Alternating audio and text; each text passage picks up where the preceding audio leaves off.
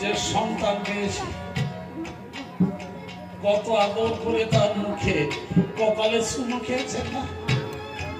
চাঁদের কপালে চাঁদ কি দিয়ে যা,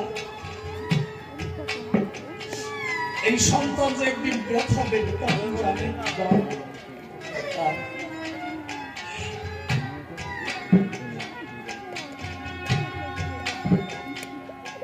তাই মেলা ভেঙে যায় দুদিন পরে, এই সংসারে দুদিন পরে আমি দেখতে পেলাম শেষে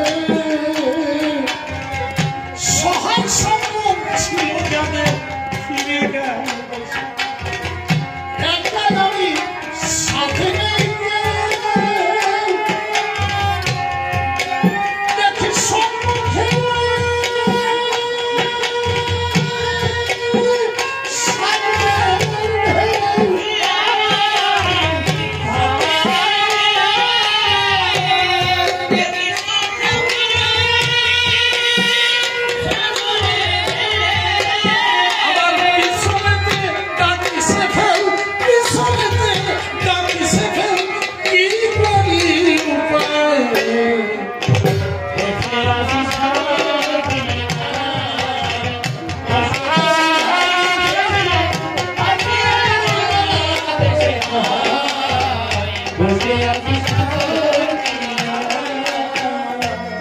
কেমন করে ফিরবো আমি গো আমার আপন হবে সম্মুখে অকুল বাড়ি আর পিছিয়ে দাদু মারা যাওয়ার সময় বিজয় সরকার বললেন আমি যাওয়ার পরে আমার রসিককে বেশি দিন রেখে যাব না, 4 বছর ধরে। গুরুদেব তখন বেঁচে ছিলেন। আমি বললাম গুরুদেব আমরা এই কবি গায়করা কোন জগৎ হতে আসি?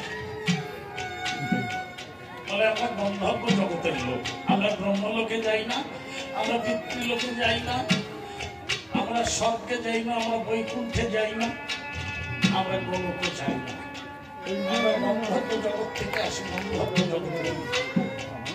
আমি বললাম আমি কোথায় যাব, কি করে যাব, কি নিয়ে থাকবো? বললো তোর দাদু গেছে। আমি বললাম তার তো পোষা পাখি আছে, আগে আগে গিয়ে এসে বাসা বেঁধেছে, দাদুর পিছন পিছন। বললো তোর বাবা, ওনার ভালো লাগছে।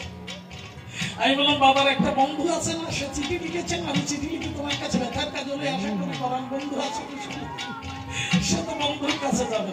উনি বললেন আমার কি আছে, আমাকে খোঁজা এসে। আমি বললাম তোমার কয়েকখানা নৌকা আছে। তুমি বললো দিন গেল গেল বেলা, কাল গেল গেল খেলা, আমি আমার তো কিছু না। বিজয় সরকার চলে গেছে পাখির কাছে, রশিদ সরকার গেছে বন্ধুর কাছে, তুমি যাবে নৌকায় চলে, আমি কি নিয়ে যাব? বলে আমাদের যে তোর মহাসম্পদ আছে, আমাকে সে তুই ধনী। আমি বললাম গুরুদেব গুরু চিনাই, আমার সম্পদ আমি চিনি, তুমি চিনাও। আমার যে তোমাদের সে বেশি সম্পদ সেটি আমাকে চিনাও। গুরুদেব আমার জানাবো বলি তোর জন্য আছে এক মহাসম্পদ, বিজয় রসিক অনাদি অগণিত ভক্তের চরণ ধুলি তুই মাথায় তুলিয়া